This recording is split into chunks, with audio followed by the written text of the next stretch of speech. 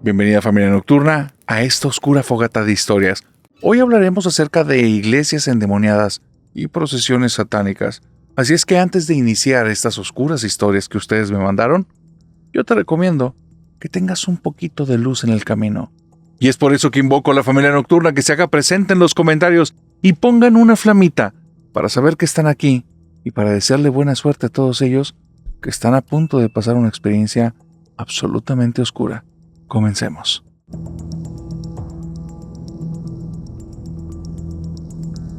Dicen que la comunicación es la base de toda relación, pero hay circunstancias en las cuales comunicarte puede ser lo peor que pudieras hacer en ese instante, y eso le tocó vivir a Ricardo. Ricardo es padre de familia, tiene 2 niños, uno de 7 años y uno de 5 años. Fueron de vacaciones a un pueblito que no vamos a decir el lugar, pero algunos de ustedes tal vez lo van a ubicar por lo que estoy a punto de contarles. Es una ciudad ya antigua. Las casas que tiene este lugar son casas de concreto muy fuertes, pero se ven que son algo que no es de este siglo. Ese lugar es un pueblo pequeñito y se conoce por tener como ciertos manjares exquisitos y porque tiene ciertos tours. Aparte, celebran mucho la Semana Santa. Por esta situación y porque era la información que Ricardo tenía, fue por lo que se involucró en una de las situaciones más oscuras en las que ha estado en toda su vida. ¿Y sabes qué es lo peor? Al día de hoy tiene que mentirle a su familia, porque ellos no saben ni lo que vivieron. Pero aquí te lo vamos a contar y esperemos que ninguno de ellos, salvo Ricardo, sean familia nocturna. Resulta que ellos tenían planeado llegar a este pueblito cerca de mediodía. La idea era bien sencilla. Llegamos, nos paramos en cualquier tendajito a comer cualquier cosa. En lo que nos dan las habitaciones en las que nos vamos a hospedar, eso va a ser como entre 3 y 5 de la tarde. Y a las 3 o 5 de la tarde, que hayamos dejado las maletas ya en este lugar, nos vamos a las celebraciones de los días santos. Creo que hoy puede ser una procesión o algo en la capilla o así. Pero hubo situaciones. Un choque en la carretera o tal vez un desperfecto fue lo que generó 1 kilómetro o más de autos que estaban prácticamente sin movimiento, lo que hizo que se perdieran casi 4 horas de trayecto. Llegaron cerca de las 7 de la tarde, por detalles más, detalles menos. Y a las 7 de la tarde, casi oscureciendo, van llegando a este pueblito. Prácticamente está todo cerrado. Y lo único que logra ver Ricardo es como a medio kilómetro de la plaza del pueblo, un montón de personas reunidas y luces como de antorchas. Ricardo le dice a su mujer, ¿sabes qué? Yo sé que traemos las cosas aquí en el carro, pero es un pueblito, aquí nadie roba nada. Vámonos, porque si nos perdemos esta celebración, prácticamente vinimos aquí para nada.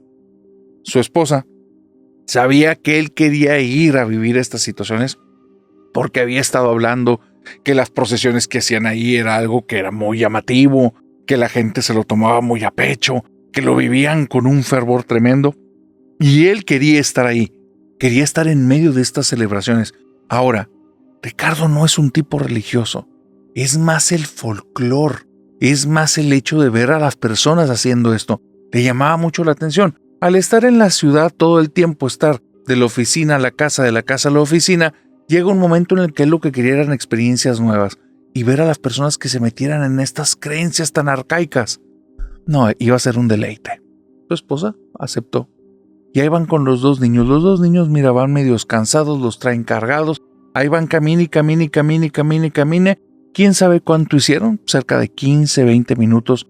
Pero el grupo de personas estaban en ese punto y se veían las antorchas y no había una sola voz que se escuchara. Era un silencio absoluto. Y entonces Ricardo dijo, oye, esto está muy impresionante porque, tantas personas reunidas y que no dicen nada. Y ya van cada vez más cerca. Y cuando llegan, hay varias personas que están como en la parte de atrás de este grupo. Y voltean a verlos. Los sujetos, personas metidas en su personaje 100%, van con unas capuchas negras, van con unas antorchas. Y son 2 hombres barbones, personas ya de edad bastante avanzada, muy delgados, altos. Y se les quedan viendo feo, pero no dicen nada.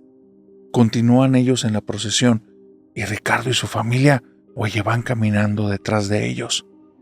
Mientras van en la procesión, de vez en cuando se escuchan cosas. Un hombre que dice una palabra es en algún idioma probablemente de la localidad porque él no reconoce ni cuál es el idioma ni qué quisieron decir. De repente hay personas que responden a esa voz. En ocasiones se escuchan como gruñidos, murmullos y llantos, pero todo parece parte de un rito. Conforme van avanzando, van pasando cosas raras.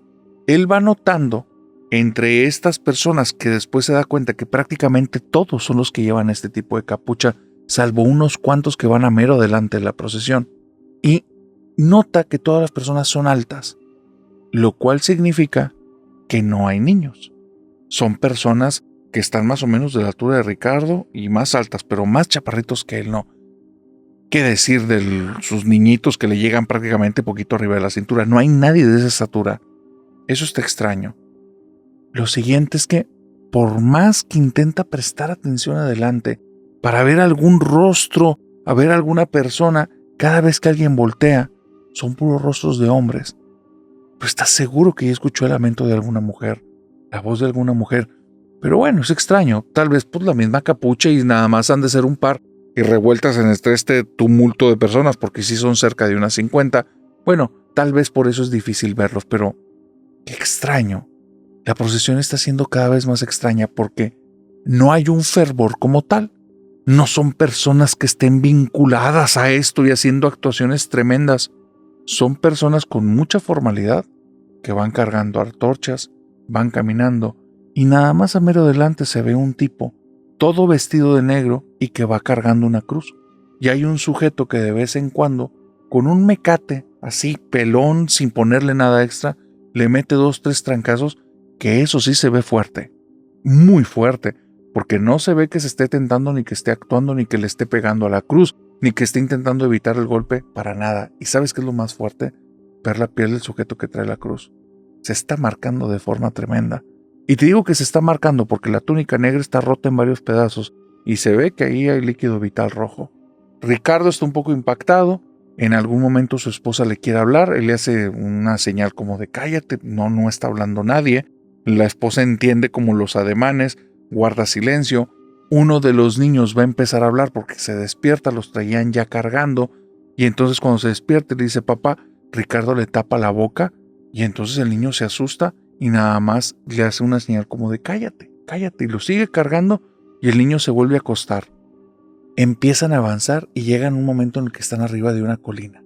Cuando están arriba de la colina, las personas de este grupo se abren en un círculo y entonces ve algo muy extraño, algo que no había visto. Entre varios agarran la cruz y la ponen y la colocan y entonces van con este sujeto y lo colocan después. No primero tiran la cruz al piso, lo amarran y después la ponen, no. Ponen la cruz y después al sujeto. Lo que hacen que prácticamente lo están torturando. El problema es la posición de la cruz. La cruz está invertida. El sujeto está puesto de cabeza. Y estos hombres que están ahí, ahora sí que los tienen esa media luna abierta, no hay ninguna mujer. Los llantos, las personas que contestaban, es muy extraño porque no da. El tipo de rostro, el tipo de fisonomía, no son las voces que escuchó en el camino. Y esto empieza a hacer que algo esté ahí. Hay algo en el ambiente.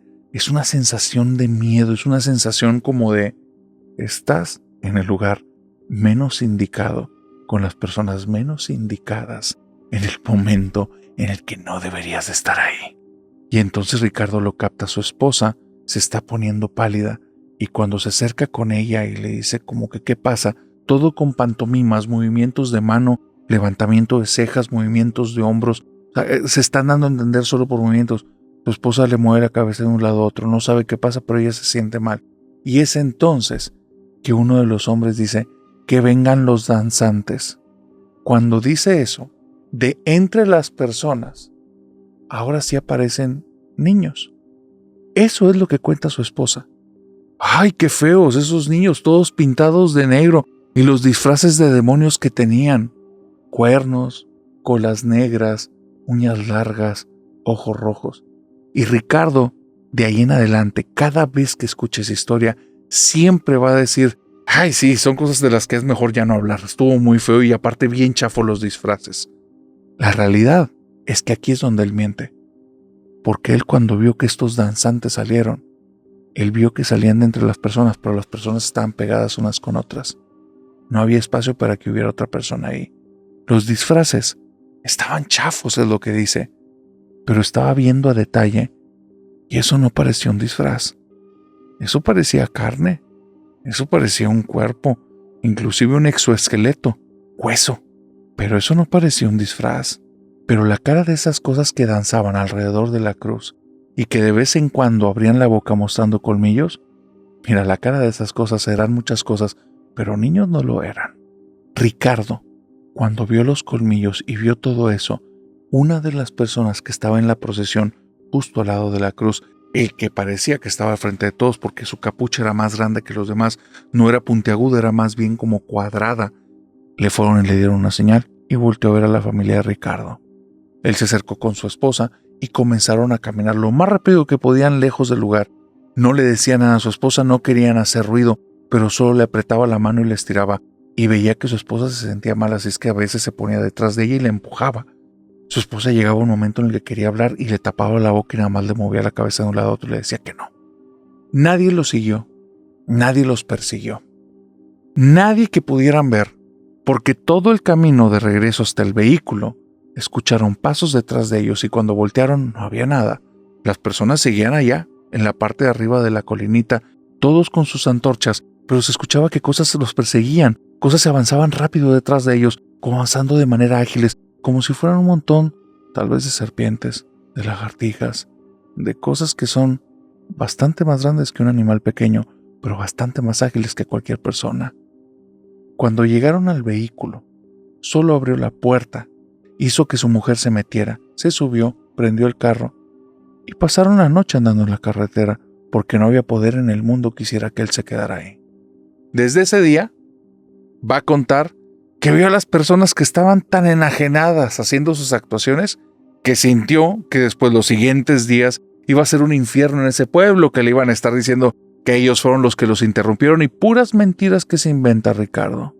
Porque él sabe que esa noche probablemente lo que presenció fue la danza de los demonios. ¿Qué crees que fueron esas cosas que estaban danzando en la noche?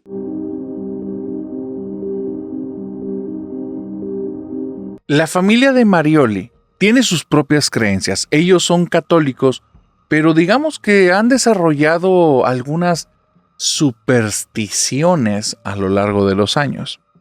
Una de las supersticiones, entre comillas, que tiene esta familia es que debes de tener mucho cuidado en Semana Santa, porque dicen que el diablo anda suelto. Marioli, siendo una chica de otra generación, una generación bastante más actual, eso lo veía como puras patrañas. Y hubo una Semana Santa en la que por situaciones personales decidió que quería tener como un proceso espiritual, un proceso de conversión, un proceso como de interiorizar más. Y decidió algo. Ella se iba a acercar el Viernes Santo a la iglesia. ¿Por qué el Viernes Santo? ¿Por qué ese día? ¿Por qué ir a la iglesia sola? Era algo que le nacía. Por otro lado, su abuela le repetía en varias ocasiones: hijita, ten mucho cuidado. No te vayas sin este crucifijo, no te vayas sin este escapulario. Signos, símbolos que utiliza la abuela, pero que ella cree firmemente que aparte te protegen. Entonces, le decía esto a Marioli, pero Marioli veía eso y decía, puras supersticiones. No, hombre, abuelita, pues si quieres dame la pata de conejo, échame una ristra de ajos y ahí pégame la herradura en la espalda. Porque ella veía todo eso como parte de lo mismo. Así es que la abuela se daba unas enojadas con Marioli que, ¿pa' qué te cuento? Pero ese Viernes Santo, Marioli se dio cuenta que tal vez su abuelita no estaba del todo equivocada. Ella me cuenta que se atrevió a ir a la iglesia. Traía una situación personal. Quería interiorizar, como te lo digo. Llega a la iglesia y se da cuenta que el lugar está abierto, pero está totalmente desolado. No hay una sola alma. Está totalmente vacío. Puertas abiertas, la puerta de la reja abierta. Es una comunidad que da mucho respeto al templo, al sacerdote y a ese grupo de personas que creen en la religión católica. Y entonces el padre se da ciertas libertades, como dejar esa parroquia abierta. Deja la parroquia abierta. Marioli va caminando y de repente justo así, cuando está a punto de cruzar adentro, una persona carraspea. Suena la voz de alguien que es alguien corpulento y grande. Y le hace, señorita, disculpe, ¿puede tomar uno de estos? Marioli se saca un susto porque no había visto a nadie ahí. Voltea y le dice, sí, claro. Cuando voltea ve que es una persona alta, lleva como una camisa negra, un pantalón negro, un tipo robusto, barba y cabello totalmente cano. No tiene un rostro de una persona amable, tiene más bien el rostro de una persona severa. Y Marioli nada más le extiende la mano y toma de sus manos un papel. Se da cuenta que este hombre trae un montón de papeles en la otra mano. Agarra el papel, se le queda viendo y una onda de escalofríos le empieza a dar en todo el cuerpo, pero de manera espantosa.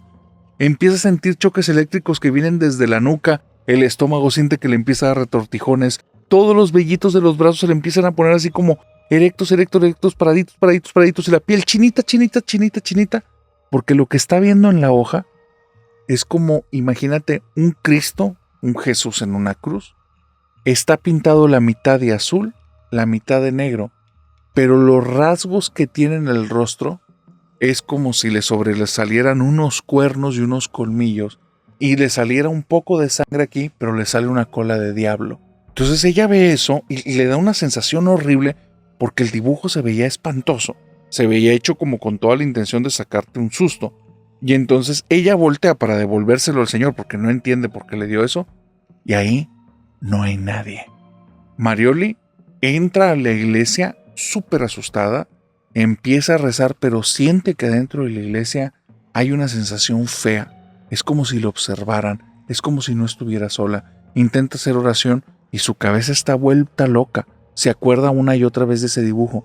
Así es que el dibujo que lo tiene al lado de ella, lo dobla, lo mete en su bolsa y entonces intenta volver a hacer oración y no. Después de 15-20 minutos se da cuenta que está totalmente desconcentrada. Eso no sé si es un miércoles, jueves, viernes o sábado. No sé, porque Marioli no lo tiene claro. Porque a partir de ese día, las siguientes 2 semanas son un infierno en su vida. Cuando ella va de regreso a su casa, una alcantarilla por la que ha pasado años y años y años, por primera vez cede ante su peso y es una chica sumamente delgada y entonces su pie va para abajo y termina con una fractura.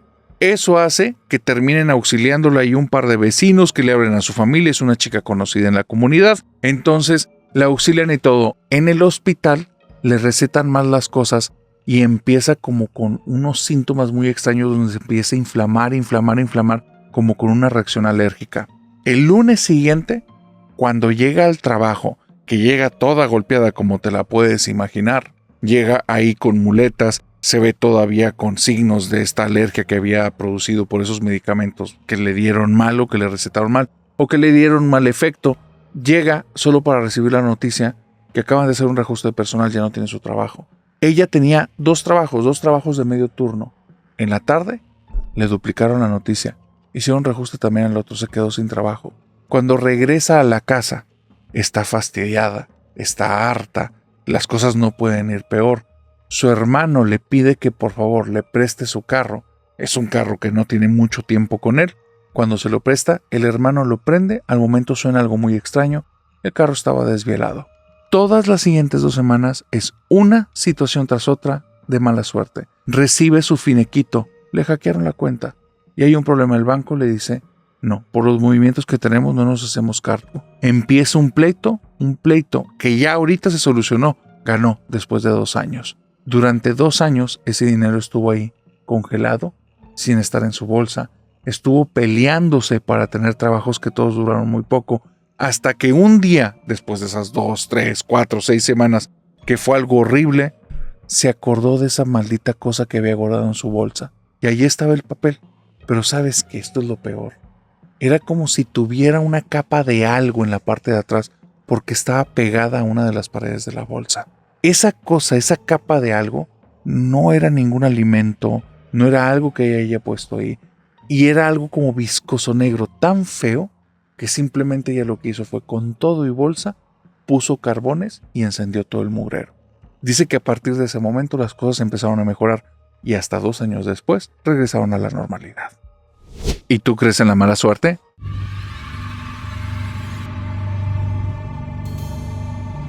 Lamentablemente Esther se sintió llamada para vivir la hora del diablo y la vivió de manera inmersiva. Esther es una chica que estudia medicina. Al día de hoy, creo que ya tiene 22 años. Pero cuando ella aún estaba dentro de la carrera en los últimos semestres, vivió algo que la dejó traumada por mucho tiempo. Hay que tener varios contextos o varios datos importantes acerca de Esther y su familia. Tiene una tía que es como católica, pero a ella la menciona así, es una católica santurrona. No me cae bien, todo el tiempo está rezando, todo el tiempo quiere decir, gracias a Dios, dale gracias a Dios, esto ocurre por Dios, esto pasa por Dios, y entonces a mí me fastidia. Yo soy una chica de ciencia, para mí las cosas tienen una explicación, y Dios es la explicación que muchas personas tienen cuando no saben cómo explicar las cosas. Entonces, no me gusta. Aparte, mi tía llega un momento en el que insiste tanto que hagamos las cosas que me fastidia y hace que haga todo lo contrario. Mi mamá es una persona en la que sí es creyente, al final viene de la misma familia de mi tía, pero es una persona bastante más relajada y que deja que las personas crean y hagan lo que quieren y lo que les corresponde o con lo que ellos estén a gusto, considerando que ya somos unos adultos. El punto es que en una Semana Santa, por una remodelación en la casa, nos tenemos que ir fuera de la casa. Mi papá y mi mamá aprovechan para darse unas vacaciones, pero como yo ya no soy la niñita y ya soy una adulta, mi mamá me dice, o tú te las pagas o te quedas. El problema es que no me puedo quedar en la casa. Y hablo con varias amigas de la facultad, pero todas van a salir. Y adivinen con quién me tocó quedarme. Con la tía santurrona. No, yo estaba fastidiada. Dije, yo iban a hacer mis vacaciones y ahora todo el tiempo me va a querer ahí poner con el rosario y me va a querer poner a rezar una y otra cosa que se le ocurre a la señora. Y de repente cuando esté dormida me va a levantar con agua bendita porque no es bien ocurrente esa señora. Entonces yo ya estaba bien fastidiada. Pero dije, pues va, no me queda de otra. No ahorré dinero, no tengo manera de pagarme un hotel estos días, no tengo ninguna amiga en la ciudad, la casa la están remodelando, pues me fregué. Ni modo. Al mal tiempo, darle prisa porque buena cara no le voy a dar. Entonces fui a quedarme con mi tía. Y mi tía y yo, aunque te estoy diciendo que me fastidia, que me harta, que me enerva, tampoco es como que la odie. O sea, fuera de eso no es una mala persona. Entonces nada más me cansa. Dejémoslo así. Así es que fui para allá e intenté hacer como migas con ella para ver si por ahí me la llevaba y ya le bajaba conmigo. El peor error de la vida. Mi tía, desde que me vio que yo llegué con ganas y la saludé con entusiasmo, me dijo, ay, mijita, bendito Dios que ya te convertiste, le pedí mucho para que seas diferente. Y ya nada más desde ese saludo, hija de su madre, me dio en el hígado. Ya me había puesto, pero como araña, molesta, harta. Pero bueno, comenzaban los días, no iba a ser una persona desagradable con ella. ¿Por qué? Porque estoy en su casa, tal vez me va a ir peor, tal vez insiste más. Así es que dije, por las buenas, Esther, por las buenas. Y me di cuenta que por las buenas era desvelarme y despertarme bien tarde en la mañana, porque mi tía me respetaba mucho el sueño. Yo creía que iba a llegar a despertarme con agua bendita si no me levantaba a la hora que ella, pero no, es muy respetuosa con eso. Así es que cállate, narrador, que me empecé a dar las desveladas que tenía años de no hacer. Por la carrera lo hacía, pero estás hablando que mientras estudiaba a veces ahí terminaba en mi coyotito, terminaba arriba de mi libro dormida. No, aquí era a propósito. Necesitaba que toda la mañana estuviera cansada para no toparme con la tía. Cuando yo me levantaba cerca de las 3 de la tarde, no, mi tía ya andaba más para allá que para acá y apenas yo iba comenzando mi día. Así es que mira, fue como que un doble turno en esa casa. El problema era que yo me daba cuenta que por alguna extraña razón, y esto es algo que no lo puedo explicar, pero por alguna extraña razón, yo tenía la necesidad de seguir empujando el horario hasta las 3:30 de la mañana. A las 3:30 de la mañana, como relojito, me entraba mucho sueño y me quería quedar dormida. Es muy raro esto que te voy a decir, porque obviamente 3:30 de la mañana es un horario muy tarde y claro que es obvio que deba de tener sueño, pero no con lo que estaba haciendo. En muchas ocasiones me levantaba a las 3:30 de la tarde, comía algo, me hacía loca ahí un par de horas y me volvía a dormir, narrador. Me levantaba a las 11 de la noche y para las 3:30 estaba, pero noqueada. El otro problema fue que empecé a desarrollar un gusto por algo que a mí no me gustaba y son las películas de terror. Me llamaban mucho la atención y me ponía a buscar en las plataformas de streaming muchas historias acerca de demonios, muchas películas y series que hablaran acerca de este tema. En la vida real, en el día a día, antes de yo estar en la casa de mi tía la Santurrona, yo eso no lo veía, pero ni de chiste, ni de chiste. ¡Qué miedo! Esas cosas me ponían los pelos de punta, eso es para gente loca. O sea, qué ganas de estar ahí sufriendo. Pero en la casa de mi tía, te digo, había una necesidad de llegar hasta las 3:30 y siempre, después de que ya estaba como oscura la casa de mi tía, ponía películas de terror. Estaba viendo, sentía mucho miedo, pero sentía esa necesidad, como si fuera algo que me estuviera llamando a... Ahorita lo veo así, en ese momento simplemente se dieron las cosas ni las cuestioné. Comienzo a darme cuenta que empiezo a hacer cambios en mi actitud y en mi comportamiento. Empiezo a andar con ropa con la que tal vez yo estaría cómoda conmigo misma, pero no en la casa de una tía y menos y santurrona, porque de repente estoy en ropa interior ahí en la casa caminando, pero a mis anchas, y ahora me lo cuestiono, porque yo no soy así. Soy respetuosa de las personas y si no es mi casa, ¿cómo voy a andar así? Pero yo andaba así. Llegó un momento en el que utilizaba ropa que parecía más como si no tuviera nada y no me daba cuenta. Y no es que yo tenga ese estilo. Ahora lo veo y digo, es que qué extraño porque estaba comportándome de esa manera. En una ocasión, y esto es donde pasaron las cosas realmente que al día de hoy no le encuentro explicación, yo estoy sentada viendo una película y me da la sensación que alguien me está viendo del lado derecho, en el que hay como la puerta de un baño y el pasillo que da al cuarto de mi tía, que alguien me está viendo ahí. Y cuando volteo, me da un sueño tremendo y veo un gatito que viene avanzando desde el baño. No tenemos gatos, no hay ni un gato ahí, pero veo un gatito negro que viene caminando hacia mí. El problema es que yo estoy seguro que esto no es un sueño, pero me quedé dormida o me quedé en ese momento en un letargo, no sé qué pasó, pero veo donde el gato empieza cada vez a estirarse más hasta tomar la forma de una persona. Narrador, quiero que entiendas lo que pasó ahí porque para mí no tiene ningún sentido. Yo veo eso como si fuera un sueño y a partir de ese momento mi sueño es lo siguiente: una sensación de dolor terrible en el cuerpo y un color rojo, pero es un color rojo que veo, es un color rojo brillante, como si me estuviera explotando en los ojos algo así rojo horrible y yo quiero gritar, quiero golpear, quiero salir corriendo de ahí, pero estoy dormida y pienso, esto es un sueño, pero nunca había sentido tanto dolor en un sueño y ¿por qué veo todo rojo?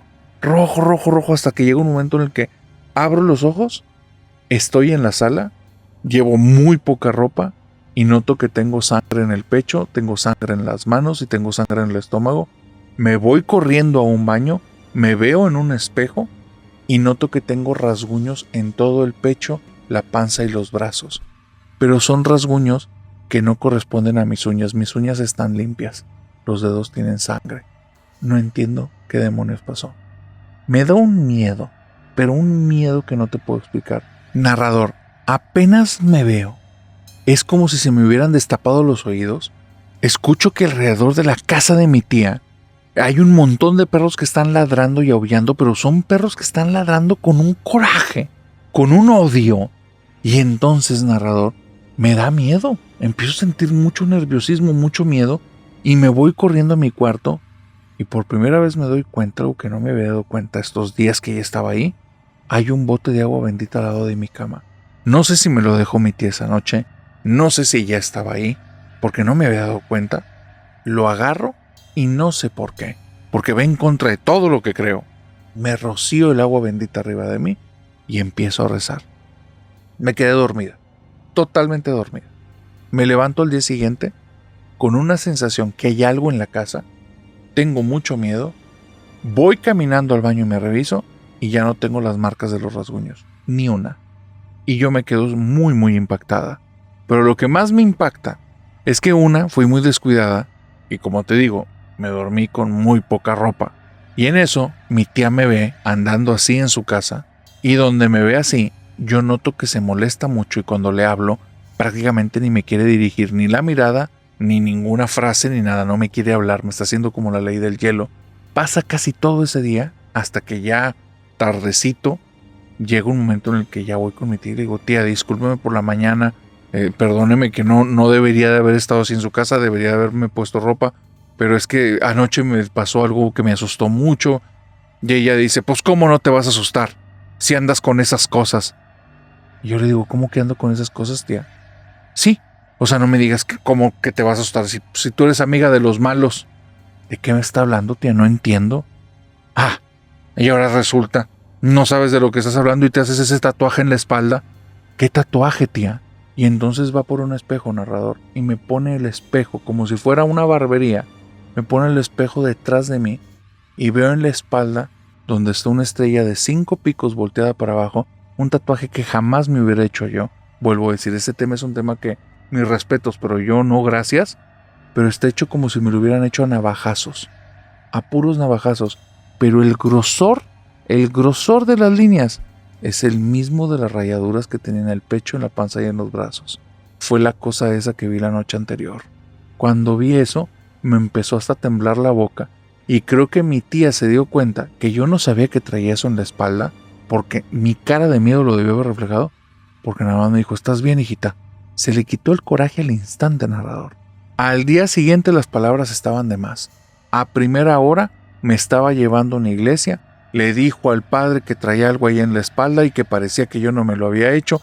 El padre me empezó a preguntar qué había pasado, le conté mi historia y nada más me puso la mano en el hombro y me dijo, mija, ten mucho cuidado porque te están llamando.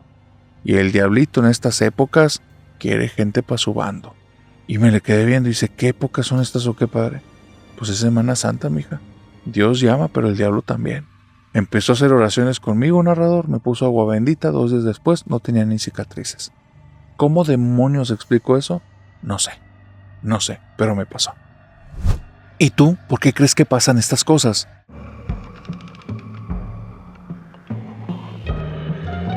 Belinda solo ha vivido una situación paranormal en toda su vida. Ella tenía cerca de 7 años, pero esa situación hace que al día de hoy diga, narrador, a mí no me queda duda que el diablo existe y que hay que tener mucho cuidado en Semana Santa. Hay que acercarse mucho a Dios porque si no, tal vez ya estamos pisando en sus terrenos. Belinda tenía una tradición cada Semana Santa, y es que lloviera, tronara o cayera granizo, pasase lo que pasase, ella iba a pasar toda la semana en casa de su abuela. Había varios motivos. El primero es que la casa de la abuela estaba muy cerquita de la playa, y aun cuando la abuela ya era una persona grande y ya cansada, no se le dificultaba mucho convencerla para que la sacara a pasear ahí a la playita. Y entonces ella estaba haciendo castillos de arena, se iba y se metía tantito al mar, como a, no sé, bañarse los pies o que le llegara tantito el agua a la cintura, y se divertía con su abuela a mares. El segundo punto es que en la casa de la abuela no había tanta restricción de horario. La abuela ya estaba grande, como te digo, se dormía temprano. Así es que ella hacía como que se dormía y después salía y prendía el televisor y le bajaba el volumen y se quedaba hasta bastante tarde. La abuela ni se daba cuenta. El tercer punto es que en la casa de la abuela se comía bien rico. La abuela preparaba unos desayunos y unas cenas pero tan sabrosas. Un caldito de pollo que tenía un aroma que llenaba toda la casa. Y en la mañana preparaba unos huevitos, un cafecito y un pan tostado que ella se acuerda todavía el día de hoy, y eso que hace muchos años su abuela ya pasó a mejor vida. Esos tiempos cuando era pequeña Belinda, que los pasaba en casa de su abuela, eran tiempos perfectos. Amaba la Semana Santa, no por los días santos, sino por lo que representaba estar con su abuela, pasar estos momentos ahí en su casa, ir a visitar a la playa, momentos que van a quedar marcados todo el tiempo en su corazón, todo el resto de su vida, incluyendo el momento más oscuro que estoy a punto de decirte, el momento más oscuro de la vida de Belinda y probablemente de su abuela. Como está muy cerca de la playa, la casa de la abuela tiene una característica. Número 1, en las ventanas siempre hay un poco de arena. Número 2, el calor ahí es de todos los días, es un calor muy húmedo, por lo cual o tienes algún tipo de ventilador encendido o empiezas a sudar pero a mares. Belinda, en la casa de la abuela, ella es delgadita, es chaparrita y realmente se la vive a gusto, no ocupa tener el ventilador todo el tiempo. Está tan pequeñita y tan delgada que a veces ni siquiera siente que está toda sudadita o que la casa está caliente porque no suda a veces tanto. No es una cuestión que a ella le genere problema, pero un día pasa algo bien extraño, justo en la Semana Santa, justo en el Viernes Santo. Ella se levanta y se va directo a la sala donde tiene su abuela el televisor. Enciende el televisor y está a punto de ver algún programa que le gustaba mucho en esa edad. Escucha como el cuarto de la abuela hay algo de movimiento adentro, como se abre la puerta y se escuchan los pasos que viene haciendo la abuela desde el pasillo hasta estar detrás de ella. Y le dice, pero con una voz como muy monótona, como si casi fuera un zombie: Belinda, ven conmigo a lavar ropa. Y Belinda nada más le dice: no, abuelita, voy a ver tele. Y la abuelita le dice: entonces cuídate. Y sigue caminando. Baja unas escaleritas, llega a la lavandería y Belinda escucha cómo empieza a hacer ella todo el movimiento de abrir la lavadora, encenderla y eso. Y está tan enfocada Belinda en su programa de televisión que no se da cuenta que minuto a minuto, sin sentido alguno, la temperatura está descendiendo y descendiendo y descendiendo y descendiendo más, hasta que llega a un punto en el que ella tiene muchísimo frío, se está abrazando y está temblando y no se había dado cuenta. Hasta ahí dice: ay, ¿por qué hace tanto frío? Y cuando voltea detrás de ella como por inercia, ve una sombra que sale de la habitación de su abuela y se mete en la habitación donde ella duerme. Y se asusta y se va corriendo con su abuelita. Cuando llega con su abuelita, ve que su abuelita está haciendo las cosas en automático, pero está como que media ida. Pero lo que le da miedo es que ahí donde está su abuela no hace frío, hace mucho calor, mucho calor. Y cuando sale de ahí para ver qué fue lo que pasó en la casa está otra vez ya caliente. No tiene la menor idea, es una niña pequeña, no se lo va a preguntar. La abuela sale de su letargo en algún momento de ese día y mira, parece que simplemente fue un suceso medio raro. Lo de la sombra 10 minutos después y después de un buen desayuno ya no lo tiene en la cabeza. Es una niña. Esas cosas pasan 1000 al día y no tiene por qué darle más importancia una que otra. Hasta que llega la noche. En la noche es donde las cosas tenebrosas que están ocultas ahí en las sombras salen a saludarte. Ella, aunque el día avanzó y esas cosas se le olvidaron, tal vez en su inconsciente, sabía que algo estaba extraño en esa casa, porque le pidió a su abuelita permiso para dormirse en su habitación, cosa que no hacía.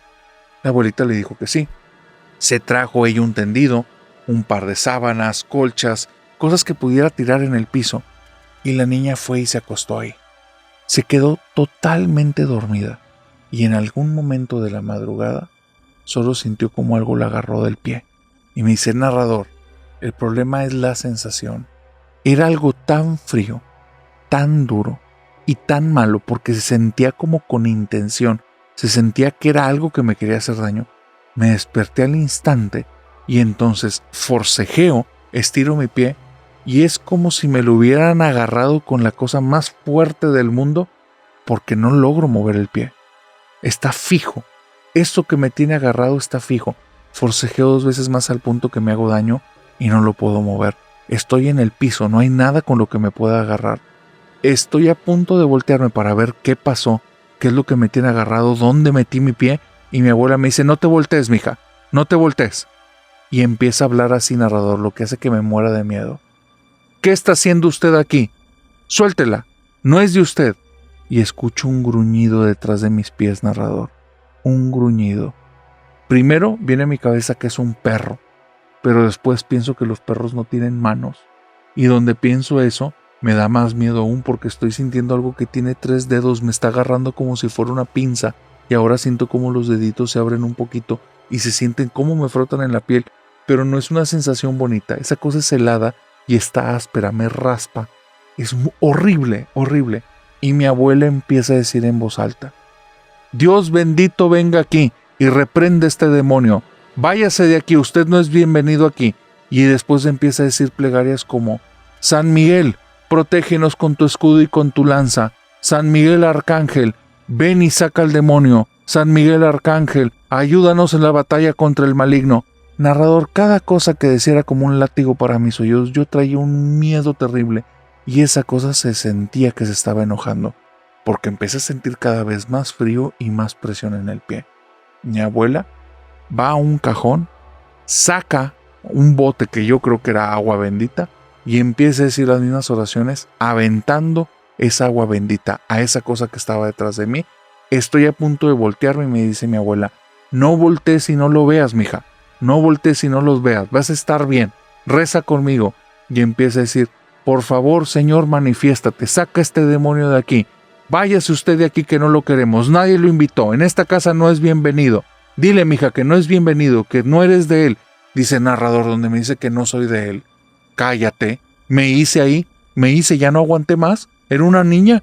Y entonces empiezo a llorar y mi abuela me dice, no se chillona, aguántese muchacha, aguántese para que no se la lleve. Narrador, donde dice eso, por un segundo me cruzó en la cabeza que me estaban jugando una broma, que era alguien, y se me ocurrió voltear. Lo único que vi ahí fue una sombra oscura con una forma como de un óvalo y dos bolas rojas, que eran los ojos de esa cosa, que volteó completo ese óvalo para verme directo a los ojos. No debió haberlo visto, porque eso pasó hace más de 30 años, y al día de hoy en mi cabeza está marcado. Es como si se hubiera quedado registrado de una forma en la que no lo puedo olvidar. Después de un rato, sentí que esa cosa me soltó. Yo me había echado el baño encima, empecé a llorar como una Magdalena. Mi abuelita fue y me abrazó, me llevó al baño, me bañó, porque yo ya estaba hecho así como que un despojo de persona. Y nada más le dije, ¿qué era eso, abuelita? Y me respondió el narrador la peor frase que he escuchado en mi vida. Cosas que se ocultan en la sombra, mija. Usted haga oraciones. Y al día siguiente me llevó a confesarme a mis 7 años, narrador. ¿Por qué crees que la abuela de Belinda actuó con tanta familiaridad ante esa cosa?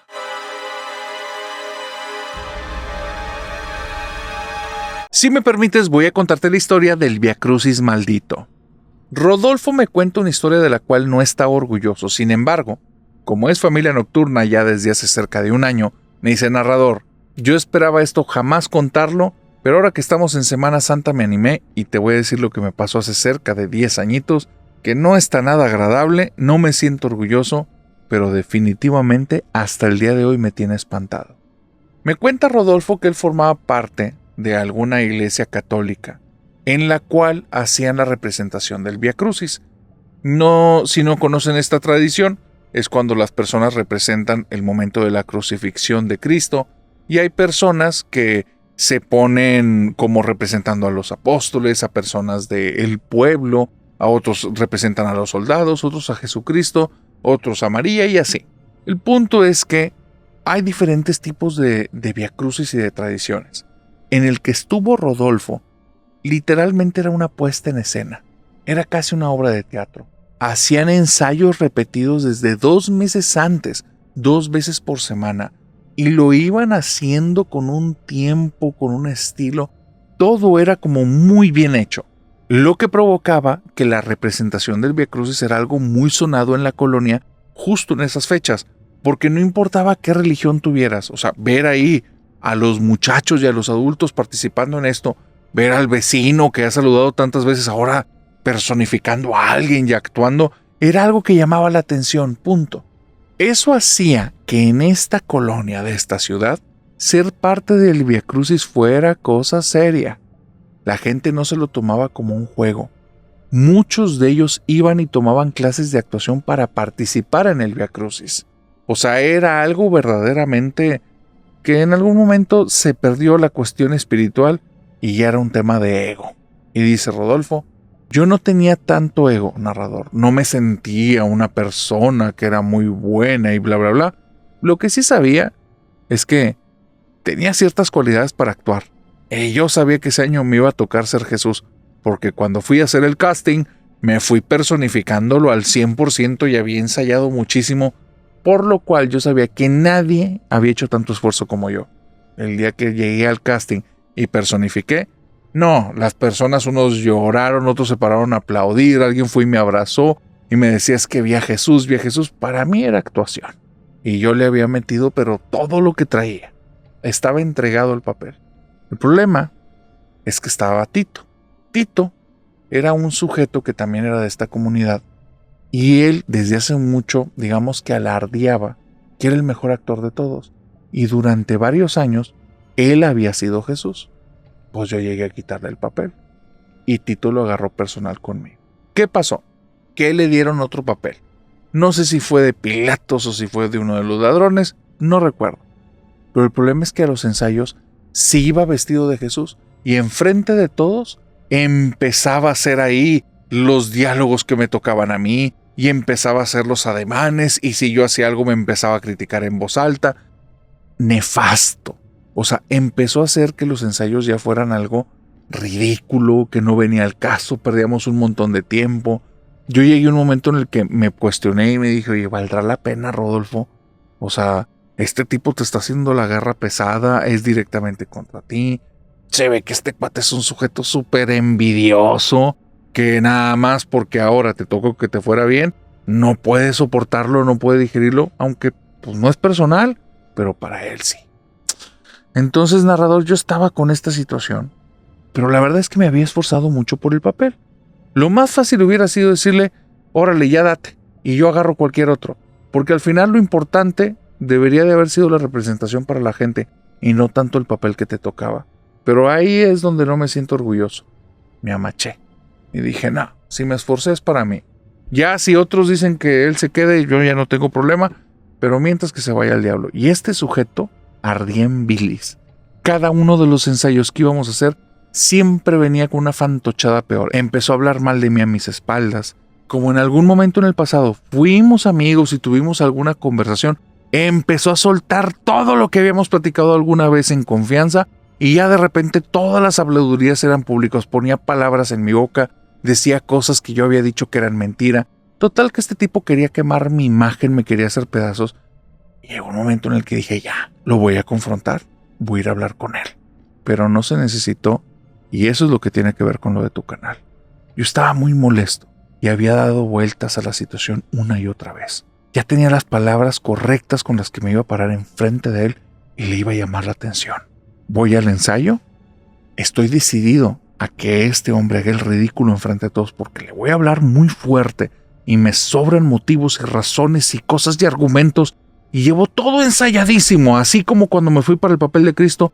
Aquí iba como el abogado y me lo iba a sentenciar este hijo de la fregada. Y Tito no fue, y no fue al siguiente ensayo, y no se volvió a parar en la iglesia. Y así siguió. Narrador, pues me quedé con la duda, porque si yo ya me había metido en ese papel, él el papel de víctima y pegarle al divo y todo eso, pues su madre, eso sí era meterse en el papel. ¿Por qué? ¿Por qué decidió ya no venir y ya no hacer nada? Ahí te va lo que me contaron. Me enteré como 2 años después. Resulta que un día Tito está en la iglesia y está ahí con un amigo, que este amigo es un amigo que tenemos en común, pero mi amigo lo quería persuadir que ya basta, que lo que estaba haciendo era el ridículo, que lo único que estaba provocando era que muchas personas que en algún momento fueron amigos tuvieran ya problemas ahí, porque generaba ambientes de tanta tensión que generaba rencillas. Y le dijo, ¿no te has dado cuenta que desde que te pusiste en este papel, lejos de ser un lugar, un recinto sagrado, es un lugar endemoniado? Y cuando dijo eso mi amigo, dicen que se escucharon como unos pasos, pero fue algo raro porque estaban adentro de la iglesia. Fueron como pasos secos, como si alguien estuviera caminando y el eco llenara todo el lugar. Voltean, ya hay un sujeto que me dijo mi amigo que él jamás lo ha vuelto a ver. Y era un sujeto que llevaba una túnica negra, que parecía de los disfraces que utilizamos para el Vía Crucis. Va caminando, se para enfrente de Tito, se agacha, se acerca, lo ve a los ojos y le dice, tú sí eres de los míos.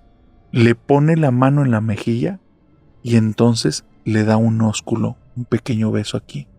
Se pone de pie, se le queda viendo a mi amigo y nada más le dice, tú deja de estar fastidiando. Y se va. Dice mi amigo, dice, esto suena a un actor de los nuestros que se puso en el papel para sacarle un susto, jugar una broma. No es así.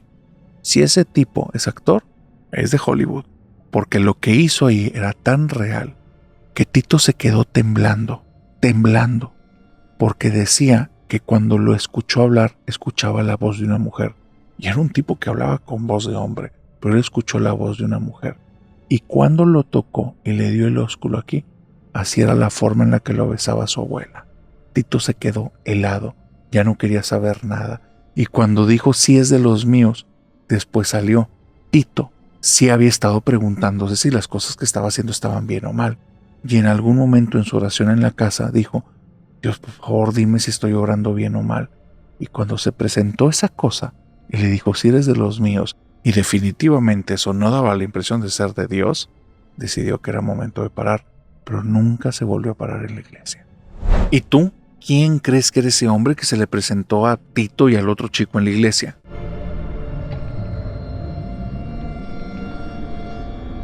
Esta historia que estoy a punto de contarte tiene que ver con la Semana Santa, pero no tiene nada que ver con ningún rito, ni ninguna procesión, ni nada católico.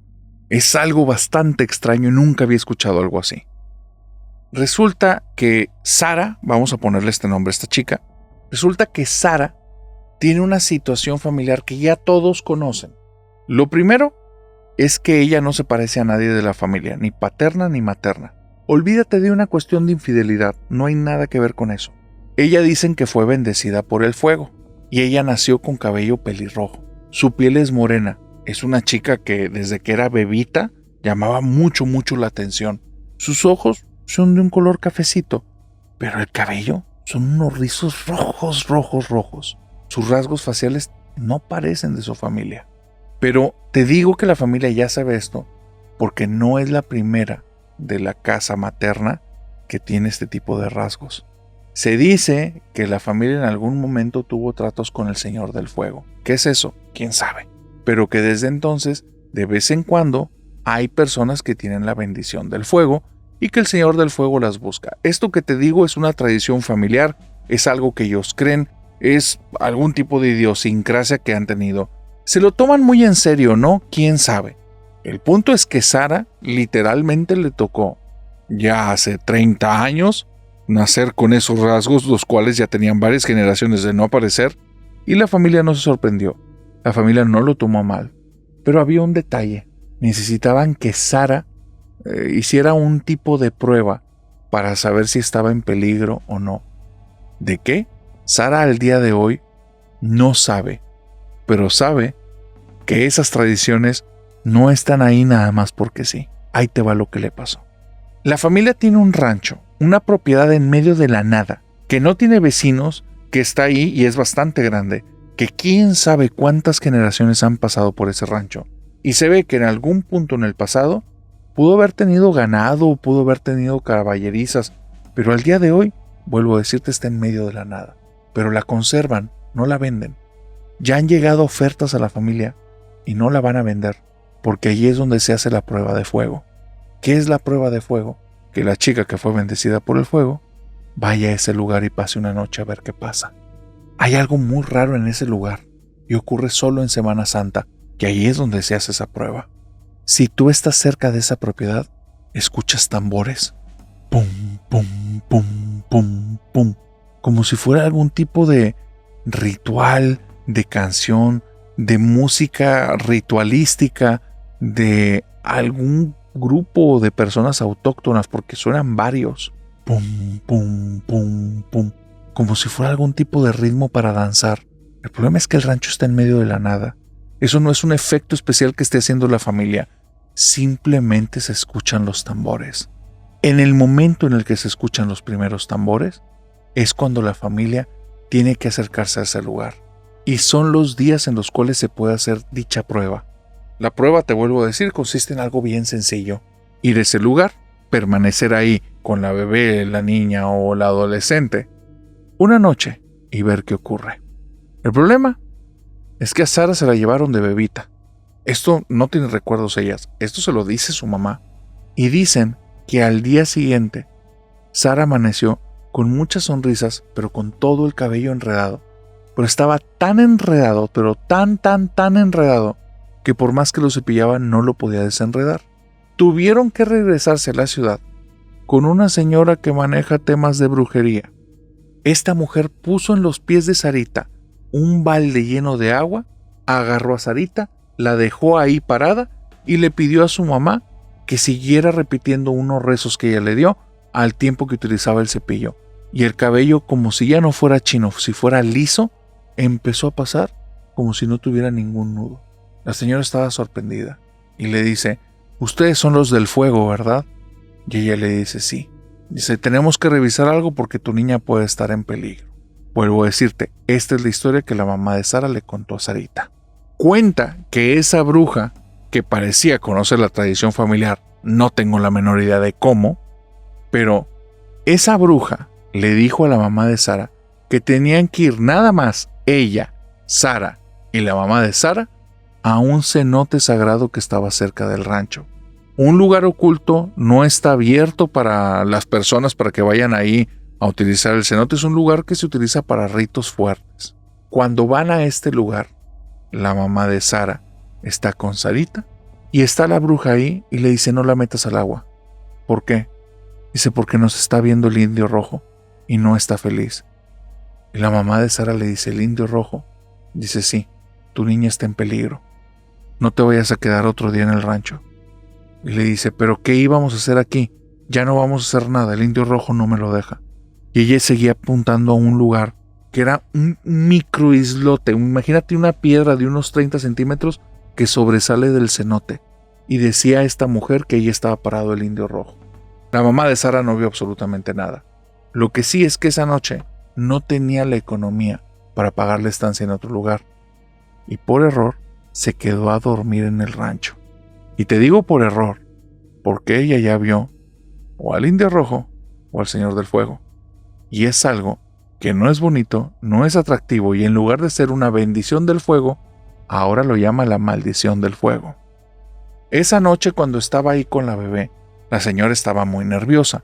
El día anterior lo del enredo del cabello la dejó muy desconcertada porque ella sintió de repente que los ojos se le cerraron, y al día siguiente amanecer y ver a la niña así, ¿qué pasó? Y después lo que había ocurrido en el cenote también había sido un segundo golpe fuerte. Esa noche le iba a pasar en vela. Iba a cuidar a su niña no le podía pasar nada, le dijeron que estaba en peligro, pero no tenía otro lugar donde quedarse, así es que estaba con este debate interno. Está con la niña ahí, comienza a hacer juegos, prende un par de velas, empieza a hacer rezos de los que ella conoce para lo que le sirve, está buscando como que una protección, y es entonces cuando le llega un aroma que viene desde dentro de la casa, y el aroma es a quemado, pero un aroma tremendamente fuerte, como si hubiera un montón de madera quemándose, de carbón quemándose, de papel, y es un olor no pestilente, pero sí te satura al punto que ella empieza a toser. Y en algún momento está tosiendo tanto que siente que hiperventila o le falta el aire, y dice que la vista se le pone un poco como borrosa.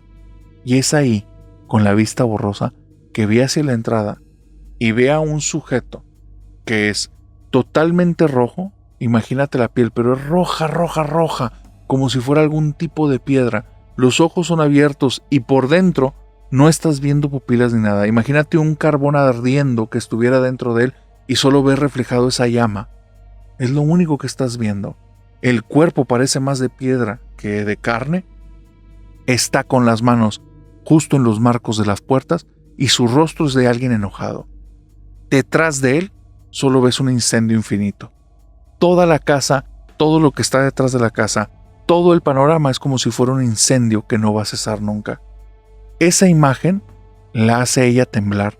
Agarra a su niña, la abraza, empieza a hacer sus rezos y solo la imagen poco a poco se va difuminando y vuelve a estar otra vez la visión de la casa, pero con un aroma quemado y con una sensación de calor espantosa.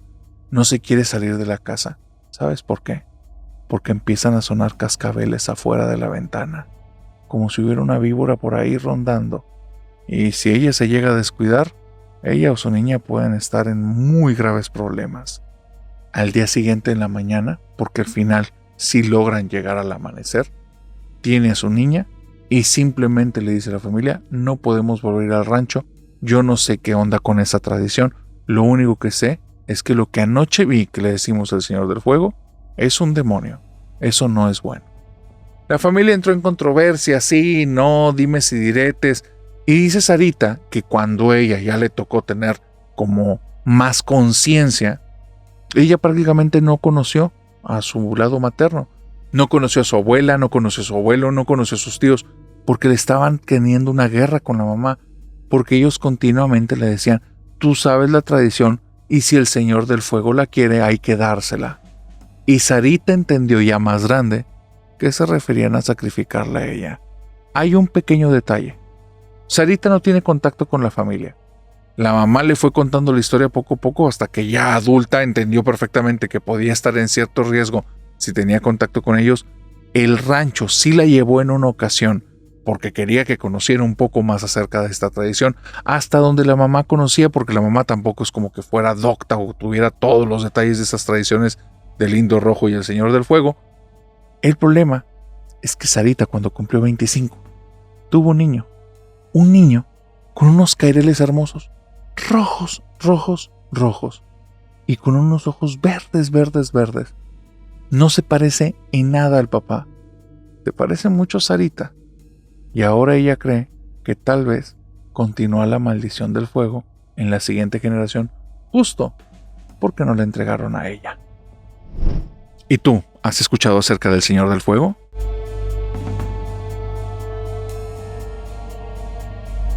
Y con esa historia, querida familia nocturna, hemos llegado al final de esta oscura fogata de historias especiales de Semana Santa.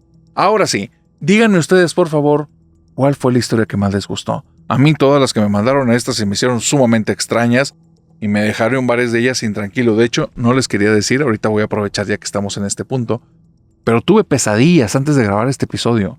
O sea, la imagen de ese hombre de piedra, de las llamas en lugar de esas cuencas de ojos, ay, no, feo, feo, feo. Así es que cuéntenme por favor en comentarios cuáles fueron las historias que más les gustaron. Y recuerden que estamos ahorita con esta campaña de Spotify. Así es que no importa si tienes cuenta o no, vete a Spotify, síguenos y regálanos 5 estrellas. Si te gusta este proyecto, porque muy probablemente con ese apoyo, con que el 10% de la familia nocturna se uniera, fuera Spotify, nos diera las 5 estrellas y se suscribiera, llegaríamos probablemente al primer lugar. Así es que ayúdanos para llegar al primer lugar en Spotify. Estamos muy cerquita y solo necesitamos que tú nos apoyes. Ahora sí, dicho una vez esto, te deseo un bonito fin de semana. Nos vemos en el Sábado de Sombras y mientras tanto, te deseo que tengas dulces pesadillas. Bye bye.